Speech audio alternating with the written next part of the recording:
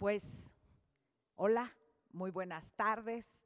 Estamos en otro día de actividades, además con esta diversidad de posibilidades que se nos brinda para poder escuchar voces, escuchar experiencias, reflexiones y ponernos a pensar.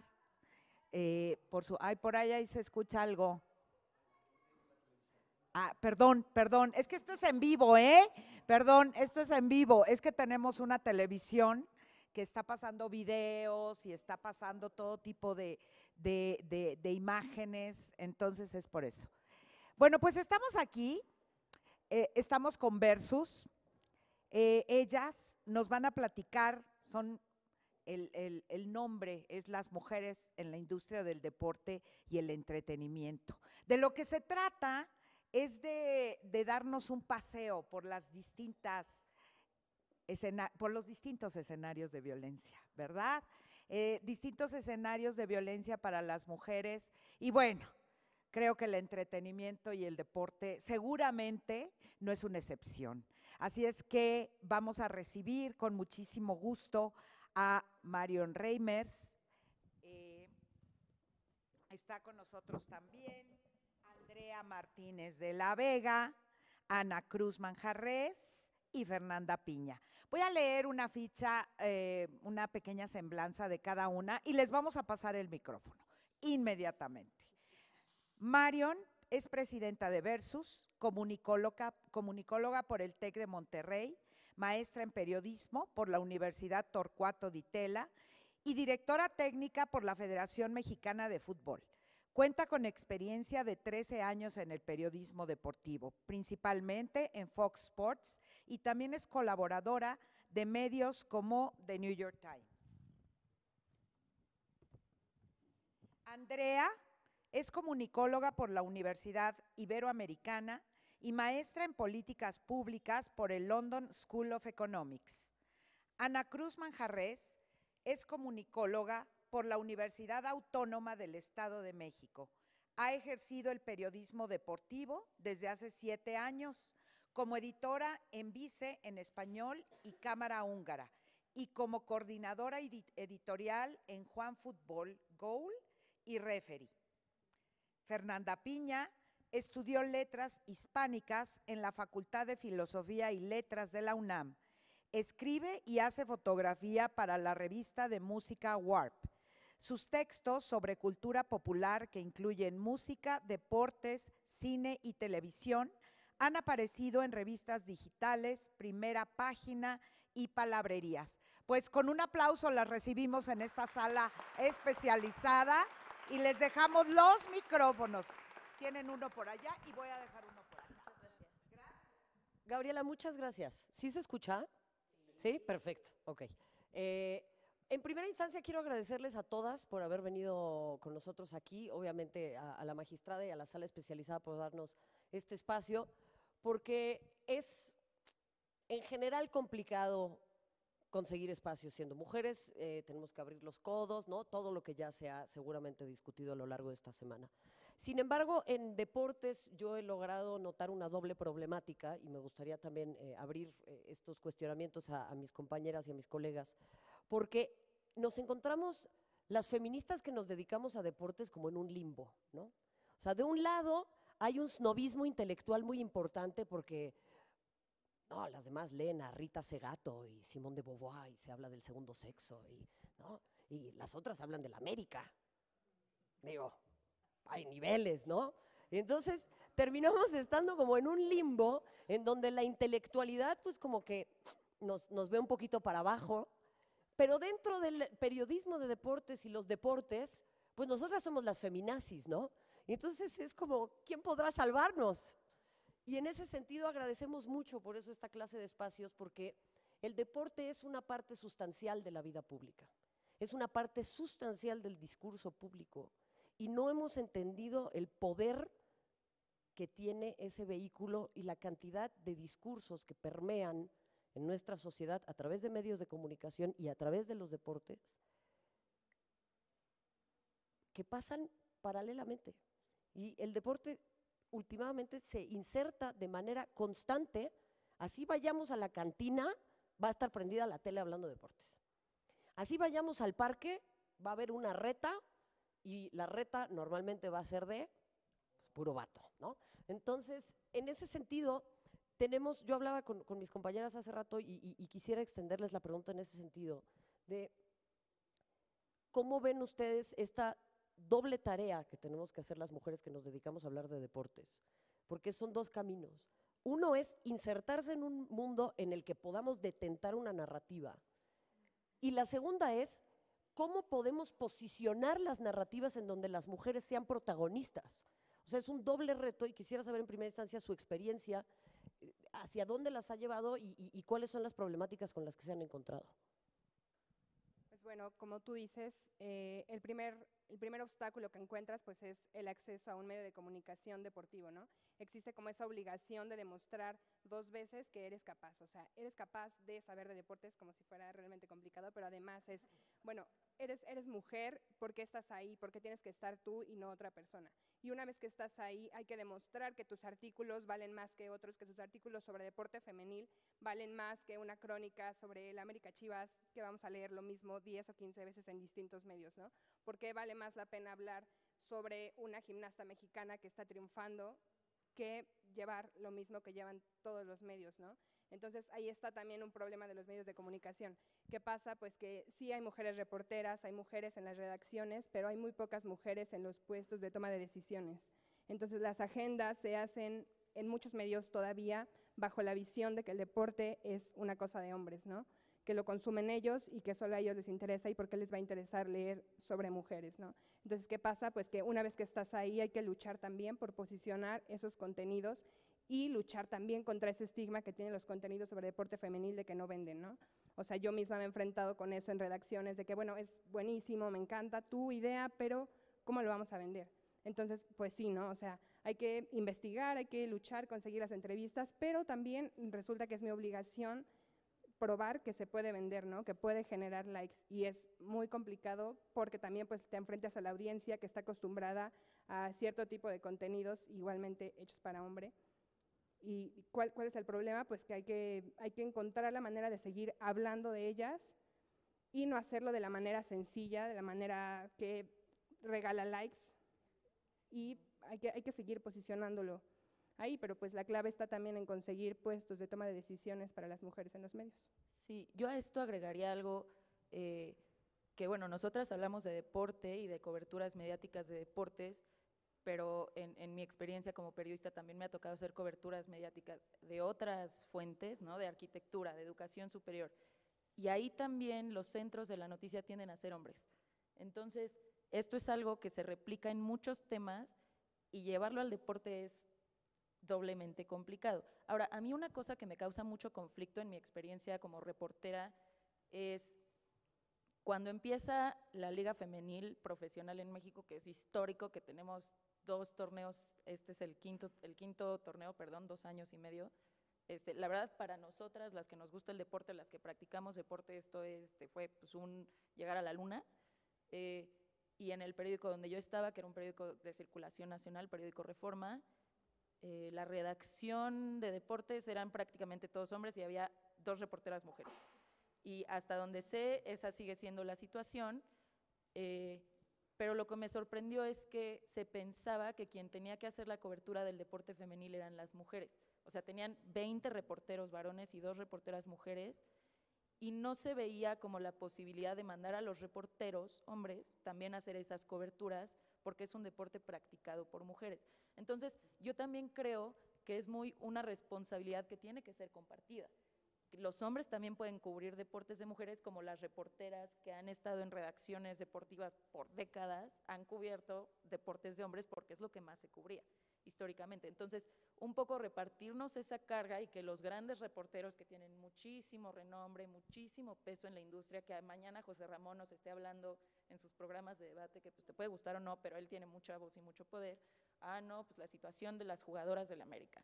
No, pues que a las chavas del Veracruz tampoco les están pagando, ¿no? Entonces, también esas voces que tienen mucho peso tienen que participar de esto. O sea, no es una carga que por ser deporte de mujeres tengamos que cargar nosotras también como reporteras, ¿no? Sí. Entonces, no Y bueno, otra cosa que agregaría es que las mujeres tenemos este verbo que los hombres no muchas veces tienen, que es convencer. Porque nosotras tenemos que convencer a la audiencia o a quien nos esté leyendo o lo que sea, que sabemos, cuando muchas veces para los hombres es algo innato, una sabiduría innata extraña sobre el deporte, ¿no? Entonces, esa parte de convencer es una tarea extra que tenemos que hacer, que la gente, la audiencia sepa que lo que estamos diciendo es verídico y tiene fuentes confiables, porque no se nos asigna esa sabiduría innata del deporte, ¿no? Yo sumaría a lo que menciona Fer, es que los hombres tienen un ADN que los hace saber de deportes, ¿eh? No sé si ustedes lo sabían, y saben muchísimo. ¡Mentira! El 90% de los hombres que dicen saber de deportes no saben tanto de deportes como dicen, y les voy a decir por qué. Porque saber de deportes es saber de todos los deportes. Los hombres solo saben, por lo general, de deportes sobre hombres. No saben de deporte trans, no saben nada sobre deporte adaptado y no saben nada sobre deporte femenil. Y ahí estamos dejando 3 grupos poblacionales muy importantes fuera de la narrativa tradicional. Entonces, el hablar de deportes de puros hombres, pues, para mí no es saber de deportes, la verdad. Es tener cultura general, está bien, pero falta, ¿no? En ese sentido, yo sumaría, incluso dentro de la narrativa siempre decimos deporte femenil, porque se asume que el deporte tradicional es de hombres. Entonces, quitarle eso es un peso súper importante y que hay vicios dentro de las redacciones que tienen que ver con eso, lo cual me lleva a hacerles la siguiente pregunta, antes de ya pasar a la práctica deportiva propiamente, ¿no?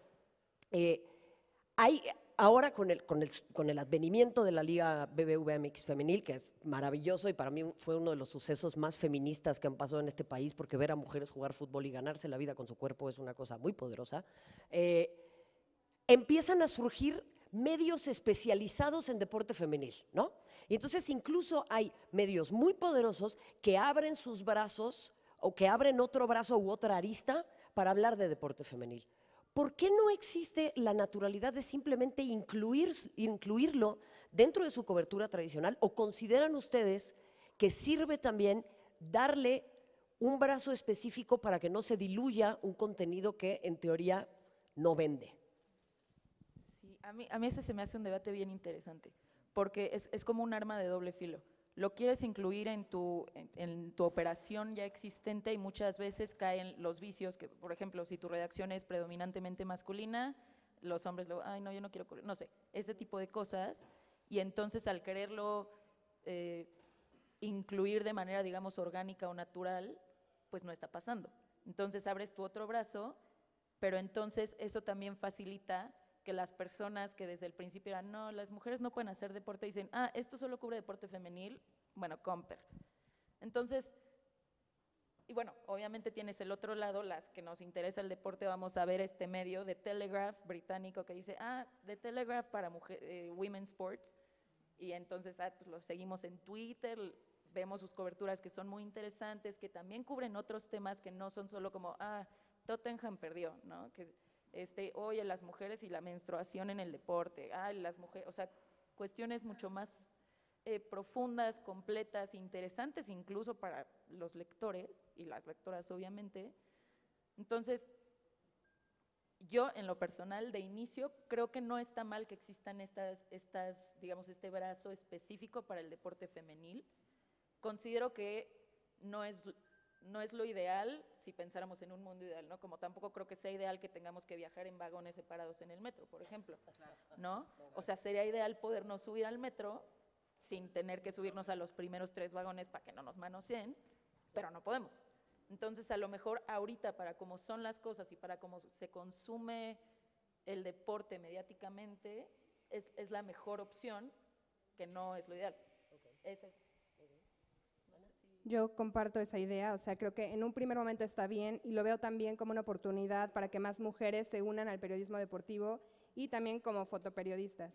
O sea, a partir de la creación de la Liga MX, o sea, se generaron espacios en la cancha para las mujeres, las vemos jugar, pero también al borde de la línea hay más reporteras que antes no hubieran tenido esa posibilidad de estar en medios. Se crearon, al menos conozco 2 grupos de fotoperiodistas que trabajan todos los días en las canchas, en los entrenamientos, tienen entrevistas, o sea, son mujeres que están trabajando en el deporte y que quizás si no hubiera existido la liga no hubieran tenido esa posibilidad. Lo ideal es que de ahí, una vez que demostraron, porque de nuevo tenemos que demostrar que somos capaces, una vez que demostraron su trabajo, tengan oportunidad de unirse a otros medios y no solo cubrir deporte femenil, pero que sí sea una manera también de luchar desde la cancha o al borde de la cancha o con un micrófono por más espacios en para las mujeres en los medios, así como lo hacen también en las canchas.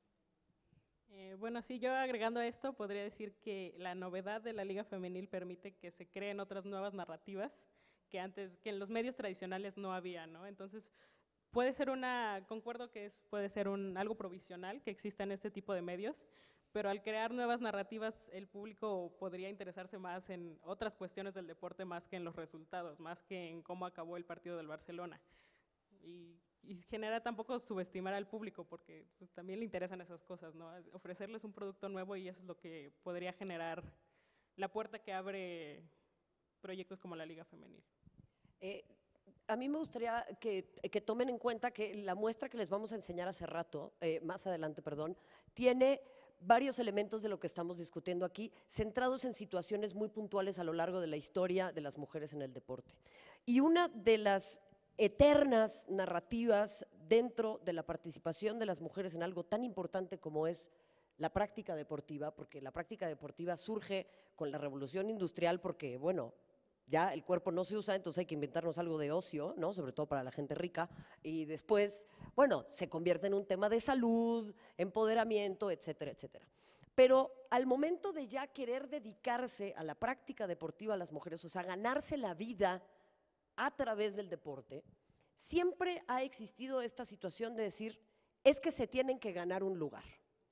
Y entonces quieren ganar lo mismo que Messi de la noche a la mañana y es muy difícil hacerles entender que pues, no quieren ganar lo mismo que Messi, pero tampoco quieren tener que tener 4 trabajos para poder jugar fútbol y no poder dedicarse al fútbol o al tenis o a lo que sea. Y un caso sintomático que van a poder apreciar allá arriba es el de Billie Jean King, por ejemplo. Entonces yo quisiera preguntarles a ustedes, desde la industria del deporte, que es probablemente junto con la industria de la televisión y el internet, una de las más lucrativas del siglo XX y probablemente seguirá siendo en el siglo XXI, o sea, ¿cómo se le argumenta a un machito que el tema no va, o sea, cómo se le argumenta el tema de los salarios? Y perdón que use el término machito, pero es que ya, basta, ¿no? O sea, hay que decirles por su nombre. O sea, yo creo que el principal argumento pues es el terrible atraso y la brecha enorme que existe entre clubes que llevan más de 100 años en México y la reciente creación de 2 o 3 años de un club femenil, ¿no? O sea, ¿con qué base sientas un equipo si tú no tienes infraestructura, si no destinas buenos salarios? ¿Qué pasa con jugadoras que tienen sueldos de 3,500 pesos al mes para rentar una casa, porque la mayoría de ellas se movieron de los lugares en donde nacieron, no viven con su familia, tienen que mantenerse, pagar estudios, porque claro que la mayoría de ellas pues se dedicaba a otra cosa totalmente diferente, ¿no? O sea, es como si nosotros estamos 8 horas trabajando y tienes que salir e irte a entrenar o terminar de estudiar, trabajar y luego tienes partido en la noche para ganar 3,500 pesos. Claramente ellas no lo hacen por el sueldo, lo hacen por su sueño, pero ¿qué pasa? ¿Con qué comes?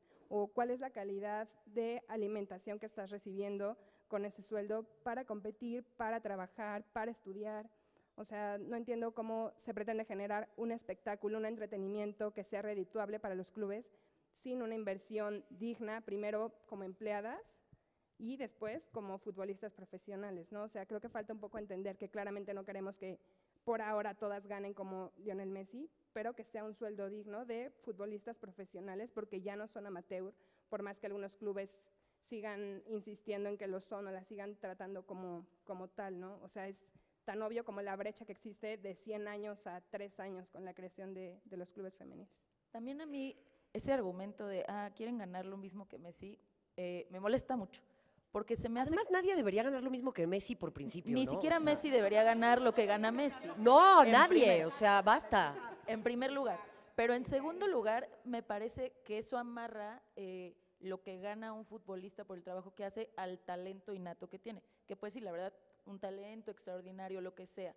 Pero entonces, si las mujeres que no juegan como Messi no dan el espectáculo que da Messi, no merecen ganar por eso lo mismo que Messi, ningún hombre merece ganar lo mismo que Messi nunca, porque ninguno juega como Messi, ¿no? O sea,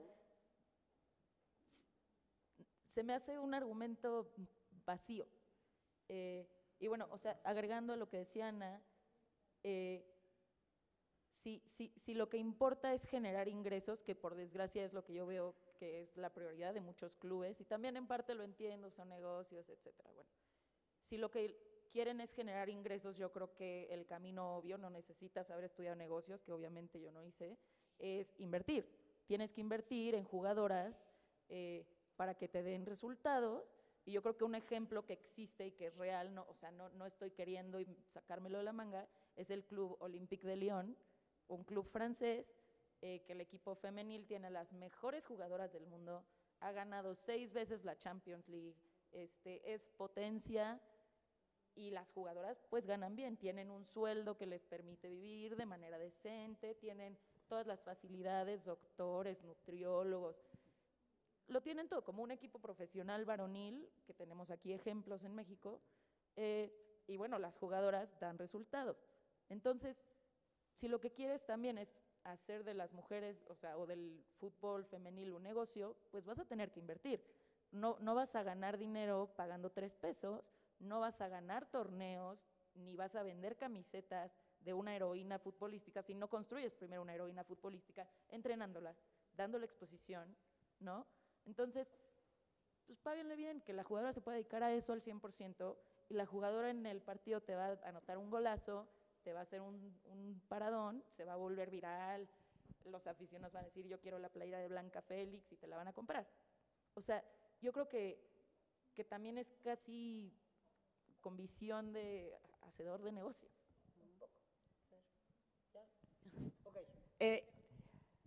Eso me lleva al siguiente punto, que tiene que ver con otra de las piezas que tenemos allá arriba, y es la inversión, no únicamente en los salarios, la inversión tiene que ver con un montón de otros brazos de la industria. El deporte femenil es una industria que crece y crece todos los días más, afortunadamente. Médicos, nutriólogos, entrenadores especializados. Hay una correlación muy importante entre los ciclos menstruales de las mujeres y las lesiones del ligamento cruzado de la rodilla, que usualmente es una lesión muy común en futbolistas, pero otros deportistas u otras deportistas también la padecen. Entonces, ¿qué sucede? Que hay muy poca inversión en cuanto a ciencia. Hay poco conocimiento respecto del cuerpo de las mujeres. Y eso nos lleva también a mitos y aislamientos puntuales, Fernanda, en la aparición de las mujeres en la práctica deportiva. O sea, desde ahí ya hay una barrera muy importante que sortear. Sí, pues para empezar, el equipamiento con el que se hace deporte, ¿no? Todo está construido con base en el cuerpo masculino, o sea, todo el mundo, las dosis de medicamentos están probadas en cuerpos masculinos, toda la fabricación de objetos está orientada al cuerpo masculino, ¿no? Entonces, obviamente el deporte no es la excepción, al contrario, yo creo que magnifica esta tendencia. Y como, bueno, lo podrán apreciar en la exposición de arriba, hay varias piezas que hablan al respecto, sobre todo la inicial, que ya verán. Sí, y yo también, o sea, el ejemplo que mencionas de la menstruación es muy importante, y yo también diría que en el desarrollo, obviamente el cuerpo de la mujer y el del hombre se desarrolla a diferentes tiempos, a diferentes ritmos, y yo no sé qué tanto eso puede afectar el desarrollo de las futbolistas mismas. Si una chavita a los 15 años que se sigue estirando, le ponen unas cargas físicas muy pesadas, eso puede generar lesiones que en el futuro podrían impedirle dedicarse al deporte de lleno. Entonces yo también lo que me preocupa es que, especialmente ahora que ya está la liga femenil y que pues ya obviamente los clubes empiezan a ver de dónde hacen visorías, dónde todas estas cosas del desarrollo del deporte femenil, sigue sin existir, hasta donde yo sé, un enfoque por parte de entrenadores, nutriólogos, preparadores físicos que son vitales en las cuestiones específicas del desarrollo y crecimiento del cuerpo de la mujer. Entonces, ¿cuántas futbolistas y tenistas y cualquier deportista mujeres estamos perdiendo por este simple desconocimiento? ¿Y cómo podemos hacer para que ese desconocimiento sea combatido? ¿Cómo podemos llevar a que haya investigación? Bueno, esto también tiene que ver con el espectáculo que puedan ofrecer, ¿no? Si no existe una formación adecuada de la futbolista, pues obviamente no va a ofrecer el mismo espectáculo que Messi, que ha pasado no sé cuántos años formándose como futbolista, dedicado exclusivamente a ser futbolista, ¿no? Y también tampoco hay que olvidar que muchas de las futbolistas de la Liga Femenil tienen alrededor de 15 años, entonces no es lo mismo ofrecer un espectáculo a esa edad, con toda la formación que eso conlleva, que a los 30 promedio que tienen los equipos del fútbol varonil. A mí me gustaría llevarlas hacia otro punto antes de hablar también de las políticas públicas, que creo que son muy importantes para este tema. Han habido varios episodios poco mediáticos, obviamente, a lo largo de la historia del deporte. Uno de ellos, por ejemplo, es el de Renee Richards, la primera tenista trans, que muchas mujeres no querían jugar con ella porque decían que había una desventaja. Y entonces suceden casos como el de Caster Semenya, por ejemplo, que es una mujer que ha sido cuádruplemente o 10 veces discriminada por en distintos ejes, ¿no? O sea, para mí es el ejemplo más claro de la interseccionalidad de las opresiones, ¿no? O sea, siendo una persona, lo que antes se conocía como hermafrodita, o sea, tiene un problema de nacimiento, es afrodescendiente y se identifica como mujer. Entonces, tiene todas las cartas, ¿no? Tiene todas las cartas, o sea, en la lotería de la opresión se sacó todas. Entonces, bueno, y sí, y encima la utilizan para hacer un circo mediático en el que efectivamente ella se convierte en el chivo expiatorio por querer competir en su deporte. ¿Y qué pasa? Que terminan por darle dos opciones. O compites bajo este género, pero entonces te metes un tratamiento hormonal para que tu testosterona baje, o compites como hombre, pero tu nivel de testosterona va a ser mucho menor. Entonces, si tú quieres igualar la testosterona de un hombre en una competencia varonil, eso se considera dopaje. O sea que otra vez tiene todas las cartas, ¿no? Maravilloso. Y eso me lleva a preguntarme, ¿cuál es el futuro de los deportes? Porque eventualmente creo que vamos a tener que encontrar una manera de abolir el binarismo. O sea, tendremos que encontrar otras categorías que no sean rama femenil y rama varonil, sino... Porque Messi también se metió hormonas, pero nadie le dice nada, ¿no? No sé, Ana. Y además para Michael Phelps su cuerpo es todo un prodigio de la naturaleza, cuando también tiene ciertas características que lo hacen diferente a otros deportistas, ¿no? Entonces, pero eso no se considera ventaja, ¿no?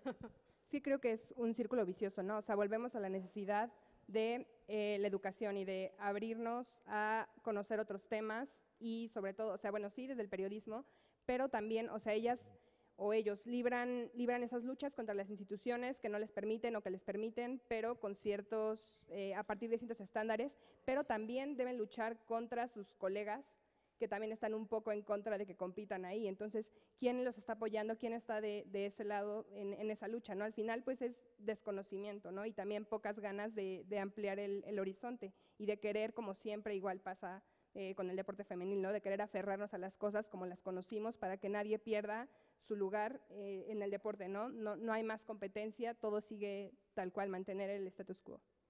Y yo también creo, o sea, por un lado está la cuestión de la posibilidad de abolir el binarismo en el deporte, que es una discusión que sucede de manera distinta en otros espacios, ¿no? Y ya sé que no tiene nada que ver con el deporte, pero he leído gente, actores, etcétera, que proponen por qué en los Óscares y en todo ese tipo de premiaciones seguimos premiando mejor actriz y mejor actor, ¿no? Entonces, cuando al final pues están haciendo, digamos, la misma chamba, ¿no? Y transmiten, etcétera. Entonces, en el deporte creo que también deberían existir ese tipo de debates. Eso es algo que obviamente los periodistas también pueden alimentar.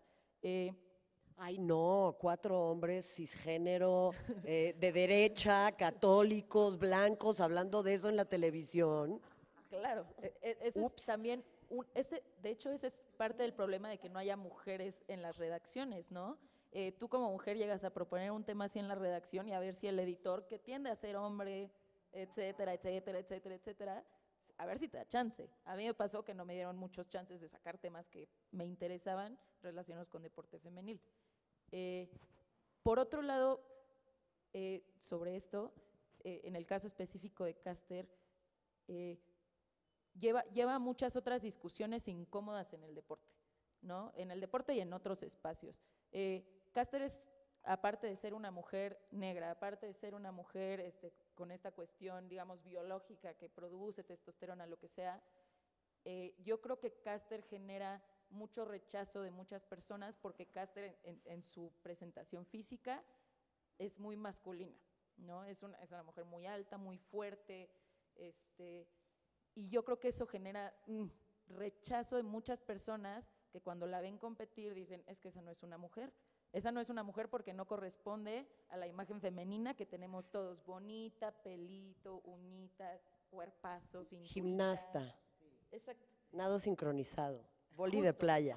¿No? Como las ballistas que tienen así cuerpazo escultural. Bueno, a ver, ese no es problema de Caster, ese es problema de nosotros que no podemos ver más allá del hecho de que Caster Semenya es una mujer que no se ve como Kim Kardashian, o sea, no quiero decir Kim Kardashian, como cualquier mujer escultural que podamos pensar, ¿no? Entonces yo creo que eso también es parte del problema, que Caster no se ve como esperamos que se vea una mujer en el deporte. Y no sé qué tanto, o sea, como ese es un velo que no nos permite ir más allá en la discusión y aceptar el hecho de que hay personas cuya biología tal vez funciona diferente, pero no por eso deben dejar de competir, porque obviamente la práctica del deporte en general, obviamente a nivel profesional, pero también a nivel escolar, genera muchas lecciones y muchos aprendizajes que si no dejamos a Caster competir le estaríamos quitando oportunidades, ¿no? Es que eso me lleva al siguiente punto y me gustaría también saber la opinión de Fernanda en este aspecto, lo cual justamente quería anclar anteriormente. Para empezar, hay que cuestionar mucho a las personas en la toma de decisiones al interior del deporte, ¿no? Y generalmente estas personas y los organismos que regulan el deporte se manejan un poco al margen de la ley y de las políticas públicas. Entonces, en teoría, de acuerdo con la Carta Europea del Deporte, el deporte es un derecho humano. El acceso al deporte es algo que se tiene que asegurar para todas las personas. Pero ¿qué sucede con nuestras políticas públicas y cómo podemos incidir en que incluso desde la clase de educación física, que no puede ser correr en un patio de cemento ida y vuelta y hacer 3 lagartijas y burlarte del muchacho que tiene obesidad porque no lo alimentan bien en su casa? ¿Cómo vamos a generar adultos sanos si no tenemos a niñas, particularmente a niñas y a niños sanos que se acerquen al deporte? Yo te preguntaría, Fernanda, o sea, ¿qué podemos pedirle a las personas que inciden en la función pública para que tengamos más acceso al deporte y eso genere una inercia lógica para ver si algún día la selección nacional llega a la final de un mundial? Ups. Ah, no, ya llegamos también, en el femenil. 71. Exacto. Pues primero que nada cambiar las ideas de la sociedad con respecto a lo que una mujer es y a lo que un hombre es, ¿no? Porque se espera que, o sea, a mí me pasaba en las clases de educación física, los niños eran los que corrían y si una niña quería jugar fútbol, no, mejor vete a saltar la cuerda. Es como, ¿por qué? Si yo no quiero saltar la cuerda, yo quiero jugar fútbol. ¿Por qué están tan marcadas estas ideas de masculinidad y de feminidad? Yo creo que va primero por ahí y después por capacitar a la gente que se encarga de transmitir el amor por el deporte a los niños, ¿no? Que se ve como un castigo, incluso se pone como castigo, es como si llegas tarde te toca hacer 30 sentadillas, es como, ¿por qué es un castigo hacer 30 sentadillas, no? Entonces desde chicos nos meten esa idea de que la actividad física es un castigo, ¿no? Porque involucra que te canses, involucra que sudes, entonces, ¿cómo orientar esa idea del deporte como algo positivo? Pues empezar por no ponerlo como castigo. Bueno, yo también ahí agregaría que ejemplos de políticas públicas está el caso estadounidense, que es un poco el caso, ¿no? La Title IX se llama, sí, que implica que todas las escuelas que reciben algo de fondos públicos tienen por obligación que dar las mismas oportunidades y el mismo acceso al deporte a mujeres y a hombres. Y que bueno, obviamente habrá detractores y hay críticas válidas a esta política pública, pero yo sí creo que, bueno, aunado también al sistema de deporte universitario, que es un monstruo y todo, eso ha llevado a que Estados Unidos sea una potencia en competencias como los Juegos Olímpicos, tanto en deportes femeniles como varoniles. Yo también creo, y esto, o sea, lo digo sin haber leído ningún estudio al respecto, pero yo tuve oportunidad de conocer a una chava estadounidense que me dijo, ¿te gusta mucho el fútbol? ¿Cuándo empezaste a jugar? Y yo le conté, no, pues a los 12 años, mi papá me llevó, no sé qué. Y ella me dijo, ay, qué vieja. Y yo, ¿qué? Ella me dijo, sí. Y ella me dijo, no, pues es que yo empecé a los 5 años. Ella empezó a jugar a los 5 años y yo dije, yo en mi vida a los 5 años jamás había visto que en mi escuela las niñas jugaran fútbol. O sea, no era algo que se hacía, no era algo que se podía hacer y no era algo a lo que yo aspiraba porque no veía a nadie haciéndolo. Entonces, independientemente de las críticas o lo que pueda tener esta herramienta de política pública, el Title IX, sí ha tenido efectos porque entonces niñas de 5 años estadounidenses dicen, bueno, me meto a jugar y ella me dijo, yo lo dejé porque lo odiaba, pero pues sí, si ella y sus 15 amigas se metieron a jugar, a lo mejor 5 llegaron a la prepa y seguían jugando y eso se extiende, ¿no? Es un efecto bola de nieve que hace muchas diferencias. Entonces, es una cuestión de que estén ahí las oportunidades, de que se le den las oportunidades a las niñas y eso es un trabajo institucional fuerte que se tiene que hacer. Es que incluso, o sea, hay ejemplos ya tangibles, ¿no? O sea, vemos el dominio ahorita de Tigres y de Monterrey en la liga femenil, ¿y cuál es el origen? Pues el deporte universitario, ¿no? O sea, la mayoría de las jugadoras están formadas en la Autónoma de Nuevo León, en el TEC de Monterrey, ¿no? Son jugadoras que llevan años practicando fútbol también dentro de otro contexto, pero pues no se necesita más prueba que esa para darnos cuenta de que la inversión es el camino, o sea, están otra vez en una final, otra vez alguno de ellos dos se va a llevar el título y son las mismas jugadoras, las mismas instituciones que están visoreando jugadoras a lo largo del país para tomarlas de alguna otra universidad, ofrecerles becas y ser exitoso, o sea, es el camino, ¿no? Ahora, ¿qué pasaría si en lugar de tomarlas en la universidad o en la preparatoria, comienzas a formarlas desde los primeros años de la educación básica? Pues ese es el camino, ¿no? La inversión y pues el interés. Sí, yo sumaría una cifra que es muy interesante respecto a lo de Title IX, ¿no? Que se aprobó en 1971, y es una ley muy interesante porque no únicamente estaba enfocada en deportes, pero lo que más se privilegió o lo que más suerte tuvo o a donde más se destinó fue al deporte. La cantidad de mujeres que se dedicaban a jugar fútbol en Estados Unidos aumentó en un 175,000%. Estados Unidos ha ganado 4 Copas del Mundo. Han visto a las futbolistas de Estados Unidos que hoy por hoy son el ejemplo de muchísima gente. Acá estamos hablando de deporte profesional. Yo sumaría que tenemos que pensar también en el deporte como un vehículo en el amateurismo. No todas tienen que dedicarse a jugar fútbol, pero las mujeres tenemos que empezar a entender a nuestro cuerpo como una herramienta que no únicamente, o más bien no existe para complacer la mirada masculina o para tener hijos. El deporte es una herramienta que nos va a servir a nosotras para sentirnos más poderosas, más fuertes, más en contacto con nuestro cuerpo, más sanas, y nos ayuda muchísimo a sociabilizar. Incluso a nivel profesional, de los mejores networkings que existen es practicar deportes, porque los negocios se cierran jugando tenis o jugando golf. Yo no inventé las reglas, a mí me gustaría que se cerraran jugando fútbol, pero bueno, ese ya es otro tema, ¿no? Porque, digo, soy bueno en las otras dos, pero no tanto. Me gustaría justamente como puntualizar esa situación, porque creo que también hay un peso muy específico en el deporte hoy por hoy como un vehículo de vanidad, ¿no? El comando, el no sé qué, el CrossFit, el tal, y entonces todo es para subir tus fotos a Instagram y verte deliciosa, ¿no?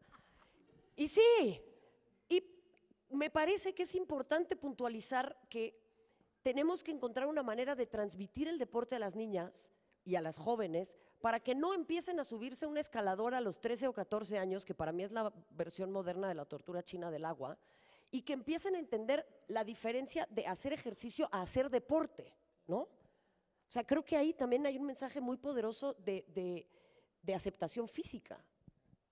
Sí, y eso, híjole, se conecta con tantas otras cosas de la sociedad, ¿no? Con las expectativas que hay sobre nosotras, nuestro aspecto físico, nuestros roles, el uso que le vamos a dar a nuestro cuerpo, porque incluso en el siglo XXI, casi segunda década, seguimos teniendo tías que nos preguntan cuándo el novio y cuándo los hijos.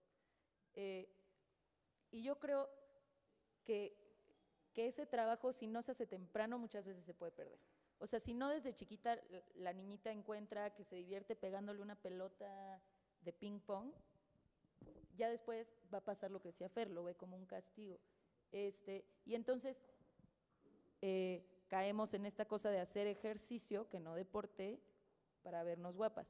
Que no está mal, pero nos quita a nosotras oportunidades de aprendizaje, de autoconocimiento, de crecimiento. El deporte, mi papá siempre me dijo, ay, el deporte te enseña perseverancia, tolerancia, y la verdad es que es muy cierto. Te ayuda a tener confianza en ti misma, también te ayuda a enfrentar situaciones que no siempre son agradables. Puedes tener un coach que no te gusta cómo te habla, y entonces también tú tienes que aprender a lidiar con esas cosas, a defenderte, a hablar por ti misma, que son lecciones que yo creo que a la larga se reflejan en muchos espacios, ¿no? Hay un concepto que se llama de confidence gap, ¿no? ¿Cómo se llama gap? La brecha de confianza. La brecha de confianza, que muchas veces los hombres a lo mejor no están calificados, ¿no? Un trabajo te pide 7 años de experiencia, una maestría, y el hombre tiene 5 años de experiencia, se está titulando de la licenciatura y dice, pues voy a aplicar y pues a ver, pues chicle y pega. Y nosotras tendemos a decir, híjole, me pides 7 años de experiencia y tengo 6 y medio, todavía me falta titularme la maestría, ya acabé, pero me falta titularme la maestría, híjole, no voy a aplicar. No voy a aplicar porque no me lo van a dar, porque no tengo lo que me piden. Y desde cuestiones así se relacionan de manera, si quieren, indirecta con la práctica del deporte. Entonces, regresamos a esta cosa de que a los 30 años queremos empezar a jugar fútbol y ya no vamos a tener ni dónde, ni un equipo que nos acepte porque no sabemos pegarle. Entonces, es generar espacios para que niñas, jóvenes, adultas, señoras mayores puedan incorporarse a la práctica del deporte, pueden empezar haciendo ejercicio y luego encontrar que tiene algo competitivo que también les llama, porque también es otra cosa. Las mujeres competitivas, uy, no, está loca, es demasiado competitiva, cuando un hombre sería como, ay, es un campeón. Mandona.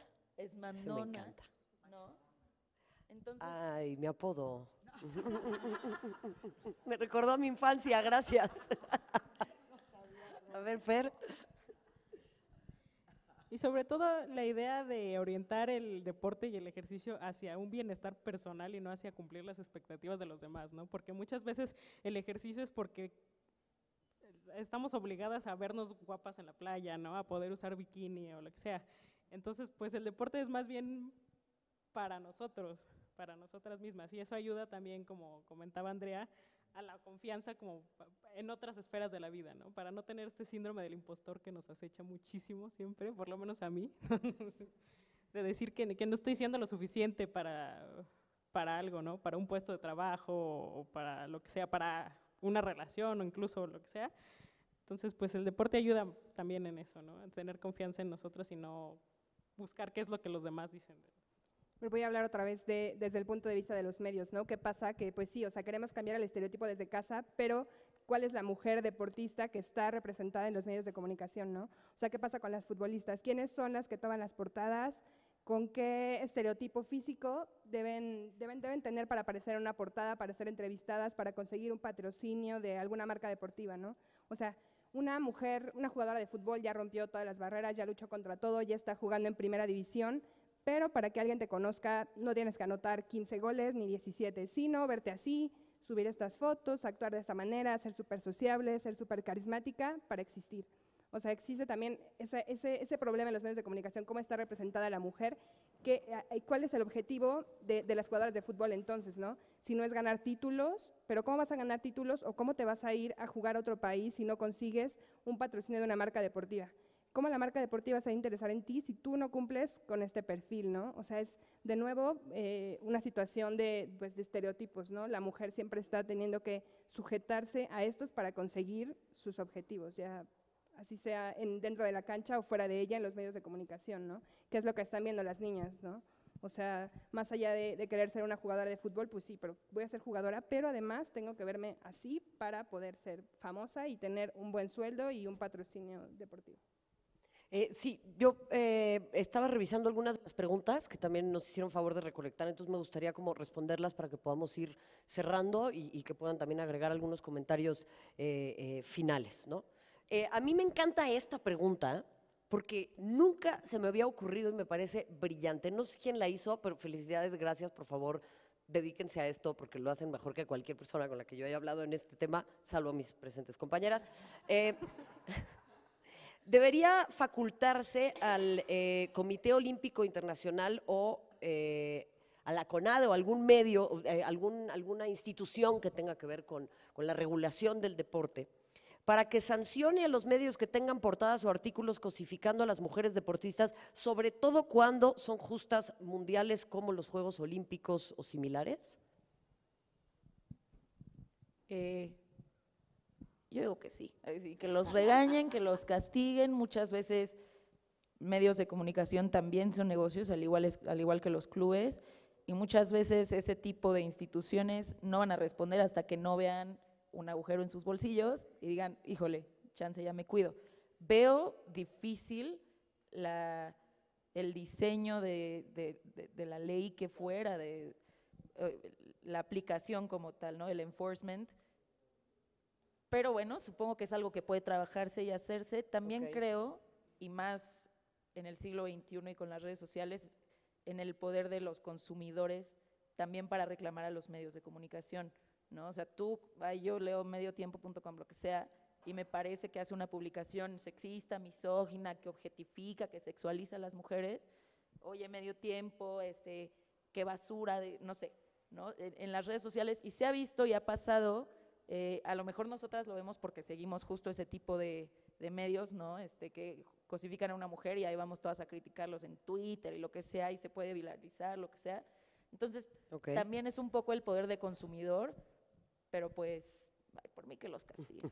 Ana. Pues yo lo veo complicado porque no encuentro un criterio bajo el cual puedas considerar o no una publicación sexista, ¿no? Para mí es muy claro, pero para los medios hemos visto que no, ¿no? Cuando reciben ciertas quejas, pues sus respuestas es como de, bueno, no fue nuestra culpa, es como tú lo leíste. Yo no quise hacerlo así, pero pues si tú lo tomaste así, 1000 disculpas de verdad, pero yo no quería. Mientras tanto, ya tienes tus 10,000 reacciones que ya te vendieron 3 patrocinios, 2 banners en tu sitio, o sea, yo creo que es mucho más trabajar desde, claro, las redacciones, ¿no? Quizás sí es una carga que no deberíamos asumir las mujeres, sino un trabajo en conjunto. Yo también he trabajado con editores muy comprometidos con este tema, ¿no? Con comenzar a ser un poco más plural la redacción, que todos participemos y que todos aportemos en ese sentido contenidos. Pero pues mientras la gente la siga consumiendo va a haber medios que sigan insistiendo por esa línea, ¿no? Es más como de cuestión ética, ¿no? O sea, me tocó también trabajar en un medio en el que tuvimos que darle totalmente la vuelta porque gran parte, por no decir el 90% de su tráfico eran las páginas de chicas, ¿no? Eran deportistas, modelos, las esposas de los jugadores, yo qué sé. ¿Qué pasa? Pues que el consumidor de primera te rechaza, que ya dejaste de subir a la chava que le daba los pronósticos, que claramente pues a nadie le importaban los pronósticos que daba, ¿no? La querían porque pues las fotos o no sé qué. Entonces, ¿qué pasa? Pues que la audiencia te empieza a exigir que regreses con esos contenidos mientras tú les estás presentando la brecha salarial en el fútbol mexicano. No, pero pues esto no me interesa. ¿Qué se hace? Pues tienes que luchar contra eso y tratando de hacer que ese contenido de alguna manera te deje al menos ganancias aproximadas, porque es claro que primero para cambiar la línea editorial pues tienes que renunciar a todo eso, ¿no? Pero pues demostramos que se pueden hacer las cosas. Pues también concuerdo que es parte de la responsabilidad de la audiencia que consume los medios, porque olvidamos que el público no es esta masa amorfa en la que todos piensan igual, sino que todos tienen una conciencia y una vida atrás, un contexto que les permite estar de acuerdo o no con una noticia, ¿no? Entonces, mientras no haya esta conciencia de parte de la audiencia, es muy difícil que el medio deje de publicar lo que para ellos sí vende, ¿no? El problema es que estos tipos de notas dejen de vender para que se dejen de hacer. Bueno, como la pregunta era para las 4, yo también quiero responder. Para mí, creo que se reduce a un dilema que existe desde hace mucho tiempo y que no nos lo hemos cuestionado, particularmente en los medios deportivos. ¿Dónde empieza el entretenimiento y termina el periodismo? ¿Y dónde empieza el periodismo y termina el entretenimiento? Si yo soy una empresa que se dedica a cubrir deportes y a ganar dinero con el entretenimiento deportivo, porque muchos siguen considerándolo un entretenimiento, y yo pago los derechos para cubrir los Juegos Olímpicos, que es un dineral, entonces, ¿cómo me va a decir el Comité Olímpico a mí que yo le pague los derechos, que yo no puedo cubrirlos como yo quiera, ¿no? Y entonces ya nos metemos en el tema de la libertad de expresión y una serie de cuestionamientos que son muy interesantes, que no, tu opinión misógina, homofóbica y racista no es una opinión, es un discurso de odio, ¿no? Me da mucho gusto que todos aquí estemos de acuerdo con eso. Pero creo que el gran reto o la gran tarea, que en realidad no es tan complicada, es si tú tienes un evento de primer nivel, por ejemplo, la Champions League. La Champions League y la UEFA tienen ciertos parámetros para poder venderte los derechos. Entonces tú les mandas desde un sketch del estudio que se va a utilizar, el paquete gráfico, etcétera, etcétera, etcétera. Y si no cumples con ciertos lineamientos para que su producto esté limpio, empiezan a sancionarte y después es más complicado renovar el contrato de derechos de transmisión. Para mí, los entes que venden sus derechos de transmisión tendrían que tener un interés en la pulcritud de la cobertura de sus eventos. Ahí es para mí en donde radica el punto. No te voy a vender mis derechos nuevamente porque hiciste una cobertura que cosifica y objetiviza a las mujeres. Para mí la clave tendría que estar en esa sanción. Y ya no vas a ganar dinero transmitiendo los Juegos Olímpicos ni el Mundial. No hay nadie de Televisa, ¿verdad? No, bueno, se infartan. O sea, ¿qué vamos a hacer con el compayito? Yo siento que en esa, o sea, es un poco el camino, pero entonces ahí también entra ponernos a ver quiénes son las cabezas en FIFA. Por ejemplo, que sí ha habido la incorporación de mujeres señores en posiciones altas, pero siguen siendo señores. Entonces también ahí tenemos que ver cómo hasta en esos espacios necesita la incorporación. A ver, no quiero decir que una mujer en el poder va a cambiar el mundo, pero la verdad es que sí lleva una visión distinta, sí puede ser la que ella diga en ese momento, oye, no le quiero vender mis derechos a Televisa, porque Televisa tiene estas prácticas periodísticas y no se los quiero vender. Entonces también Sí, claro, o sea, el gran tema para mí ahí radica en que, y eso nos lleva a otro dilema, les voy a dejar picando la pelota en el área y ya ustedes ven si la rematan, es, ¿qué prefieres? ¿Una mujer machista que le da visibilidad a las mujeres en un puesto de poder o un hombre aliado, pero pues sigue siendo un hombre en el poder, ¿no? Eso siempre va a ser un dilema importante. Me lleva a otra pregunta que quiero hacer para que ya podamos pasar para arriba y quisiera que les den ustedes aquí a nuestra audiencia ejemplos, porque creo que son historias que después también en casa se pueden buscar y son muy interesantes. Compartir el nombre de mujeres como Catherine Switzer, que sus intervenciones le hayan dado un giro al mundo de los deportes. Catherine Switzer es la mujer que aparece en esa foto en donde la quieren sacar del circuito del maratón de Boston. Catherine Switzer en realidad fue la primera mujer que compitió oficialmente en la maratón de Boston, porque ella se inscribió como K. Switzer. Y por eso se enojaron tanto los oficiales, porque pues pensaban que era un hombre y ella compitió con número y todo. Que en realidad compitió por primera vez fue Roberta Gibbs, que lo hizo un año antes, pero se metió pasándose por los arbustos y entonces empezó a correr. O sea que ella corrió de manera no oficial. Yo sumaría a un ejemplo ahí a Billie Jean King. Para mí Billie Jean King es un ejemplo extraordinario. Si no han visto La Batalla de los Sexos, es una película espectacular y bueno, ella cambió el mundo del tenis y cambió el mundo del deporte femenil. Sí, pues yo escucho la pregunta y la primera persona que pienso pues es en Serena Williams, ¿no? Como una mujer negra logró colarse a un deporte de élite y además blanco, ¿no?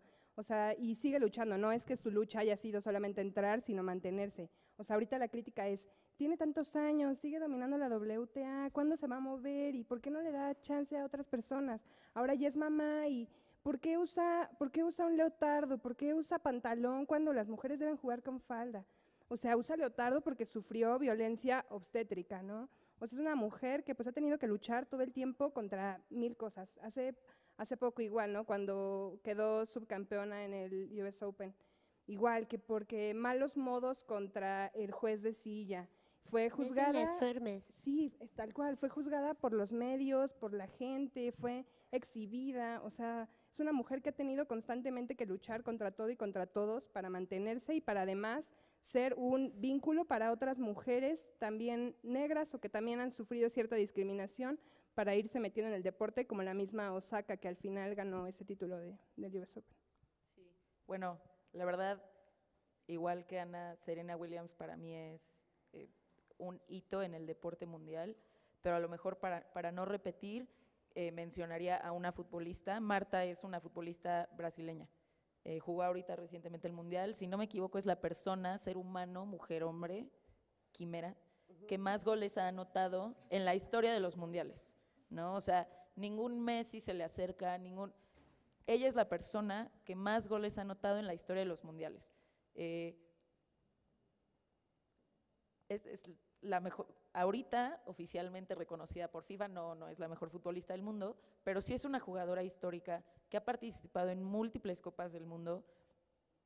Por desgracia, ahorita en Francia fue su última Copa del Mundo, se piensa, pero, y más ahora, y más en el contexto mexicano, donde el fútbol profesional todavía es algo muy nuevo, es algo a lo que varias de nosotras ya no pudimos aspirar porque llegó muy tarde para nosotras, pero creo que es un gran ejemplo a seguir para niñas o mujeres más jóvenes que sí están a tiempo de tener esas aspiraciones porque ya existen esas oportunidades, ¿no? Ahora en el Mundial, cuando eliminaron a Brasil, dio un discurso magnífico, también si pueden buscarlo, se los recomiendo mucho, que justo habla, es un discurso de 30 segundos, un minuto dirigido a las niñas y de cómo las niñas de hoy, que van a ser las futbolistas del mañana, tienen que trabajar y picar piedra y probablemente llorar para el día de mañana estar en la Copa del Mundo, compitiendo con las mejores, ganando premios, y cómo es algo que va más allá del deporte, ¿no? O sea, ahorita hay muchas deportistas, muchas futbolistas específicamente con discursos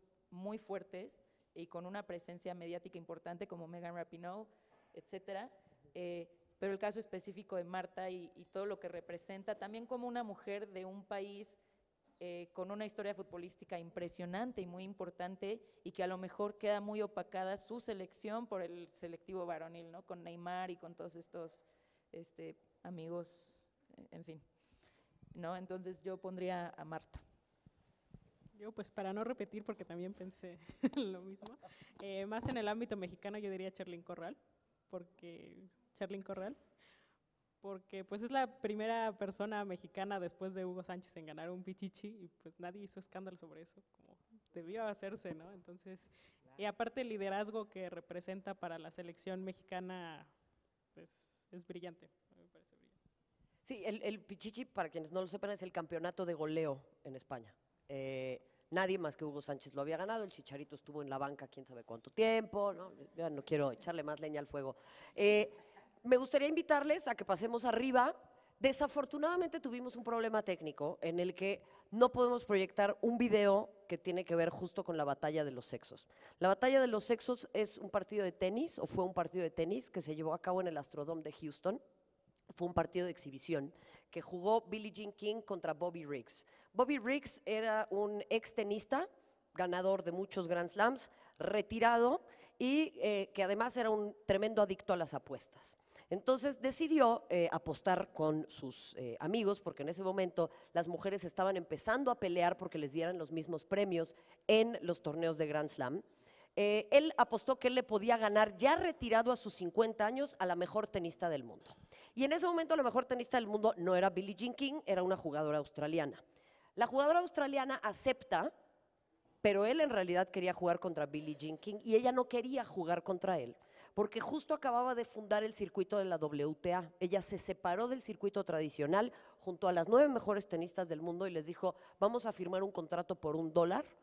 Se fueron a hacer un tour de tenis en el que ellas vendían los boletos para formar su propio circuito y poder eventualmente ganar sus propios premios. Y bueno, resulta que ella no quería jugar contra él.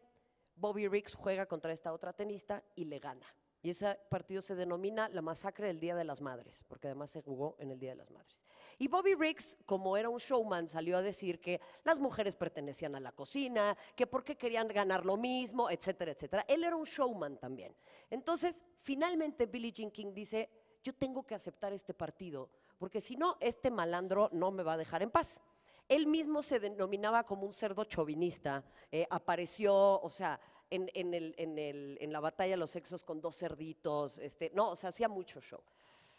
Y Billie Jean King sabía que de perder ese partido iba a atrasar el movimiento de las mujeres tenistas por lo menos 20 años. La presión radicaba ahí. Él no tenía nada que perder, la que tenía algo que perder era ella. Y es muy interesante porque la narración del partido con el comentarista que está hablando dice, "And here comes Billie Jean King", aquí viene Billie Jean King, la mejor tenista del mundo. Si tan solo se dejara el pelo un poco más largo y se quitara los lentes, sería hermosa.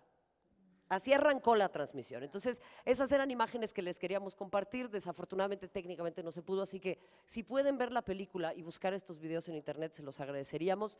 A mí simplemente me gustaría volver a agradecerles a mis compañeras, que son, como siempre, una fuente de sororidad, de inspiración y de aprendizaje, y decirles que no dejen de lado el deporte. El deporte es un vehículo social poderosísimo. Es una industria que se maneja al margen de la ley y es una parte sustancial de la vida pública que ha estado olvidada por las instituciones. Para mí, la clase de deportes tendría que ser igual de importante que la clase de matemáticas, porque a mí, personalmente, las matemáticas me han dado muy poco. Hoy en día uso esto porque me cuesta trabajo sumar, pero el deporte me dio amigas, me dio salud, me dio una memoria muscular extraordinaria, me dio viajes, me dio a mujeres y amigas que hoy en día perduran y me dio la oportunidad de hoy en día hablar con ustedes de estos temas tan maravillosos. Entonces, está muy bien El Segundo Sexo, está extraordinario, Roxane Gay, está todo buenísimo, pero no nos dejen solas a las que estamos del lado del deporte, porque es verdaderamente fascinante ver el impacto que puede tener en la vida de las mujeres el poder insertarnos en el discurso público de manera tan poderosa, y lo que significa para futuras generaciones de niñas y de niños ver a una mujer utilizando su cuerpo